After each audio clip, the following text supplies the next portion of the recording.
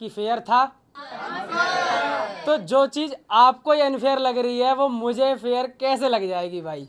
और मैं बिल्कुल मानता हूँ, क्योंकि इस चीज़ का जो डर है वो घर में हर इंसान को था। वो रोज़ कहते थे इस चीज़ को, जब जब मैं नॉमिनेट होता था तो वो मुझसे आके कहते थे कि अरे 5 ही तो हुए हैं, मृदुल को तो आना ही है वापस। जिस तरीके से आपको इविक्ट किया गया, कितना फेयर था? बिल्कुल सही सवाल। अब शांत, बिल्कुल सही सवाल है। सबसे पहले आप लोग बताओ कि फेयर था? तेज से चिल्ला के बताओ।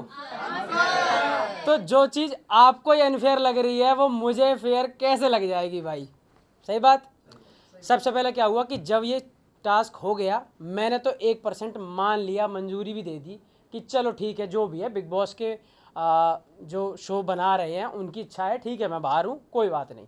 पर जब बाहर आया हूँ और जिस जनता ने मुझे वोट देकर घर में भीतर भेजा है वो ही नाराज़ हुई पड़ी है। उन्होंने 2-3 घंटे में ही सिर्फ और सिर्फ यूट्यूब पे और ट्विटर पे ट्रेंड चला दिए कि नो मृदुल, नो बिग बॉस। तो भाई मैं इसमें कैसे बोल सकता हूँ उनसे कि आप गलत कर रहे हो? वो जिम्मेदारी से 3 महीने से शो देख रहे हैं, मेरी वजह से देख रहे हो, किसी की वजह से भी देख रहे हो, ठीक है।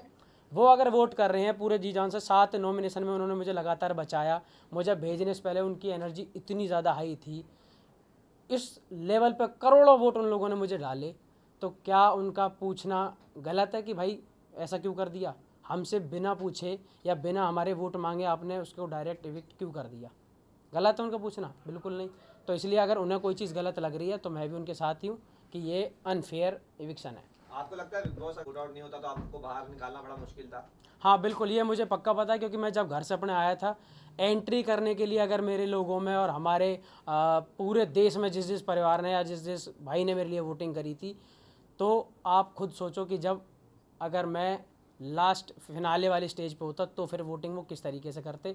और मैं बिल्कुल मानता हूँ, क्योंकि इस चीज़ का जो डर है वो घर में हर इंसान को था। वो रोज़ कहते थे इस चीज़ को, जब जब मैं नॉमिनेट होता था, कि अगर जैसे 6 लोग नॉमिनेट होते थे घर में तो वो मुझसे आके कहते थे कि अरे 5 ही तो हुए हैं, मृदुल को तो आना ही है वापस।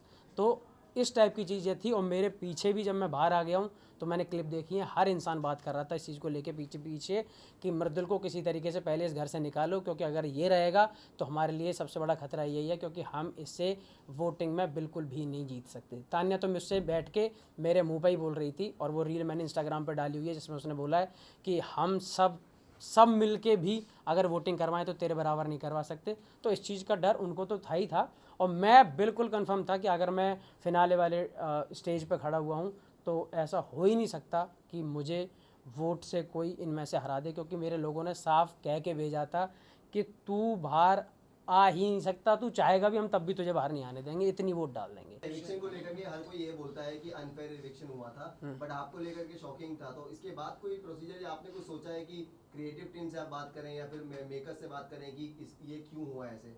आप इसको लेकर के कुछ बात करेंगे? मेरे भाई क्या है कि मैंने तो पहले भी उनसे कुछ नहीं बोला। मैं निकलने के बाद सबसे पहले उन टीम से ही मिला था, मैंने तो उनसे कुछ नहीं बोला। मैंने कहा ठीक है, अगर मैं निकला हूँ तो कोई कमी रही होगी। लेकिन जब बाहर मैं देख रहा हूँ कि वो लोग ये कह रहे हैं कि भाई आप तो कोई स्टैंड ही नहीं ले रहे, आप क्यों कुछ नहीं बोल रहे हो इस चीज़ में कि आपको डायरेक्ट बाहर कर दिया गया। जब हम लोगों से इतनी ज़्यादा वोटिंग करवाने के बाद आपको घर में भेजा गया तो फिर इविक्शन के लिए सिर्फ 50 लोग क्यों, हम उसमें इन्वॉल्व क्यों नहीं हैं? और जो जेन्युइन बात है, मुझे 1% भी जनता या फिर व्यूअर्स उसमें गलत नहीं लगते अगर वो ये पूछ रहे हैं कि जिस लड़के की एंट्री के लिए हमने लाखों करोड़ों वोट डाले हैं, जब उसका इविक्शन हो रहा है तो सिर्फ 50 लोग क्यों वोट करेंगे? बिल्कुल सही सवाल है।